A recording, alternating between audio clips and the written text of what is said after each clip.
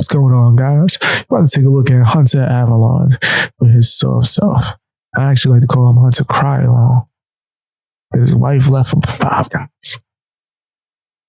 And his new girlfriend got used as a human shield. It's crazy. That's really what he did. He used as a human shield. He's a piece of crap. Anyway, I digress. I'm gonna check out this new video where he was going at Ben Shapiro. Guess what over? If you guess religion, ding, ding, ding, you right. Because we all know that Hunter hates religion. Do need to be taken seriously and do need to be taken essentially at face value. That is some of the very specific legalistic commandments of the Old Testament, for example, or of the Hebrew Bible, I should say. It's funny he got a SpongeBob SquarePants shirt on. That's hilarious. Sitting over there looking like Squidward. These are not... when people list these and say that these are potentially... Sitting over there looking like plankton. Morally problematic and may have done something towards hindering, for example, like I mentioned earlier, the abolition of slavery in the United States. Your girlfriend looked like Pearl.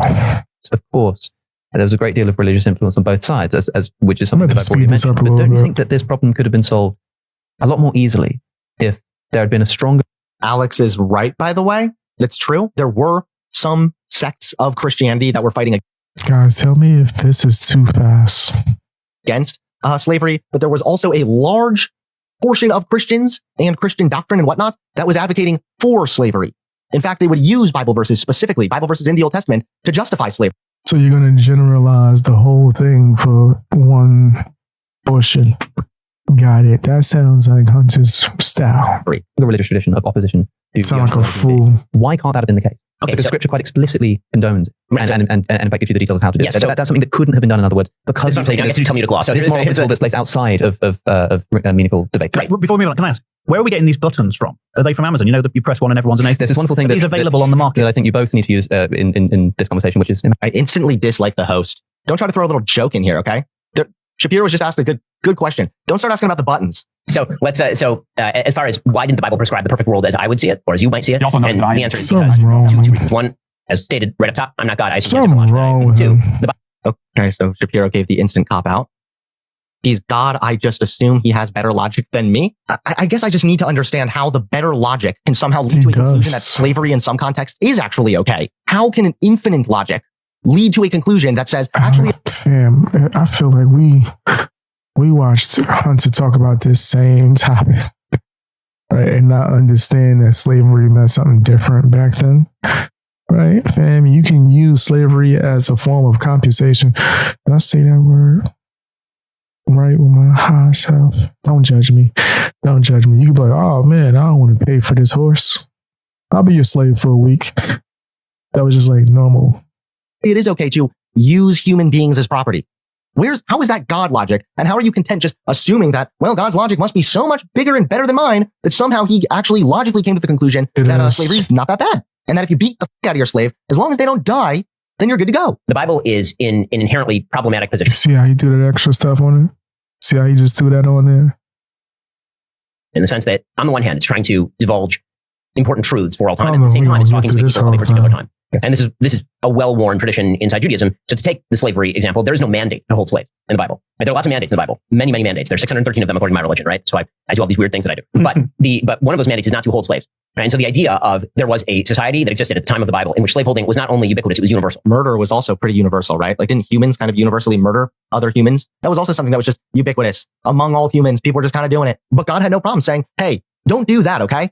But then it's like, well, owning other people's property, beating the shit out of them, and as long as, you don't kill them, LOL, and, giving them like a wife and kids so that they are trapped to their master, so that even if the slave is eventually set free, now the wife and the children belong to the master, so he has to choose between his freedom. Where he's spinning this is so crazy.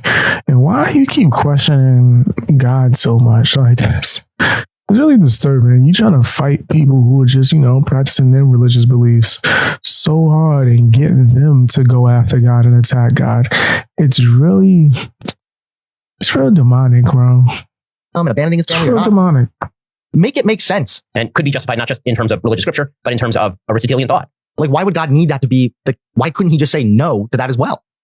right? I mean, Yes, the great philosophers we like to cite sometimes in the secular tradition are big fans of slavery. And that's true virtually up until the 18th century. Yes. This is just a caveat. Who cares if the great philosophers came to the similar conclusions or were big fans of slavery, allegedly? You're comparing philosophers to God. I thought he's God. I thought he has the infinite knowledge. You just said you assume God has the infinite knowledge, but now you're also being like, well, like great philosophers were big. Damn, this guy's crazy. You can't just throw additional facts in there, right? That's like illegal. You can't just add other information. He already gave his opinion or his argument against what was being said about the other person. Now he just telling some extra. What's wrong with that? Like, you going crazy, bro. It's not that big of a deal. Big fans of slavery. I don't. And guys, if you hear any like banging or loud stuff in the background, that's my neighbor's like playing with some toys or something. I don't know. But it's like a loud banging out noise. Let's just disregard it. And if you don't hear it, good. Care if they were fans of slavery. They're not supposed to be an all-knowing, all-moral God.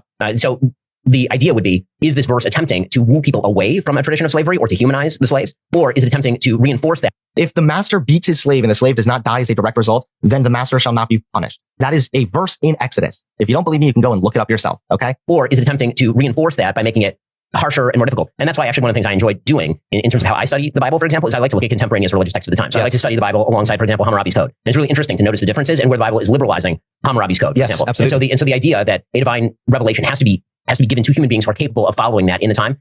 Again, that's part of the difficulty of I think, rebutting religion in a certain sense, because again, it seems wiggly, but it really isn't, in the sense that if you believe, as I do, in a God who spoke to human beings in some form or fashion and has to speak to them on a level that they can understand, in ways they can understand, then that immediately is going to discount the ability to do a lot of very radical things that would have appeared radical in 1200 BC, but now appear to be commonplace for us. Yes, I understand this argument, and I've heard it many times. I must say that it seems strange to me that God does seem willing to completely and utterly condemn a bunch of other practices, including, by the way, imaginary crimes like witchcraft, just done away with entirely. And even if it is the case that God, for some reason, couldn't even hint at the idea. This is such an excellent point, and it's very similar to the same exact kind of argument that I make, because it's such a good point. Why was God okay saying no, just a hard no, to all these things? And then when it came to slavery, he was like, well, hee. That maybe eventually we should be moving towards the abolition. Man, we don't know. Because his logic and his understanding is way beyond ours. He could have been thinking about things that were necessary to happen thousands of years into the future, to where it wouldn't have been able to happen unless this horrible event took place at this time. We don't know, bro. Like, honestly, right? I'm not going to claim to understand God's logic. I feel like that's a weird thing for you to do, right? To claim to understand it or to even question his logic. Of the idea of owning human beings as private property. He just has We ain't gonna watch that much of this, guys. that he would not commit a flat immorality, and I think you would agree with that too. And so I'm not gonna watch this or the Hebrew Bible, and when I look at the texts saying that if you lay siege to a city, you can kill, if the Lord delivers it into your hands, you can kill the men and the women, but you can kill the men and keep the women and the children and the livestock as plunder, as Deuteronomy says. And in the very next verse, the very next chapter says that if you see a good-looking woman, and I'm not interjecting that, if somebody finds an attractive woman, yes, if Atawar is the actual Hebrew, then they can take them for themselves, and if they want them as their wives, and they take them home, they shave their head, they cut off their fingernails, they give them 30 days to mourn their old husband, who you may very well have just killed. This is all true, by the way. I've read this verse myself in the Bible.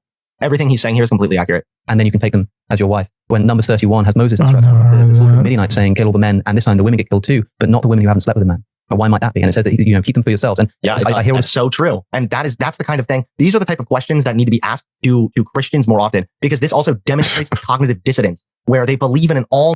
Man, this is like blatantly, why are you Christian? Stop right now. Let's put everything that no one understands. Leave Christianity. This is disgusting. This is nasty. That's nasty, bruh. Man, that's crazy.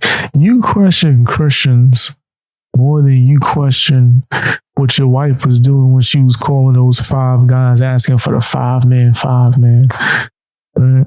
You question just like other people's religion more than you questioned your marriage when you really needed to question it. What's wrong with you?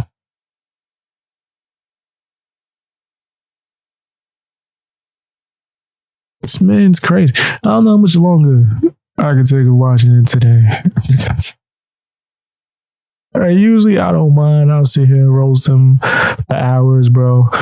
I've seen him argue this damn topic 1,000 times, bro. And it's really cringe at this point. Like, man, is that?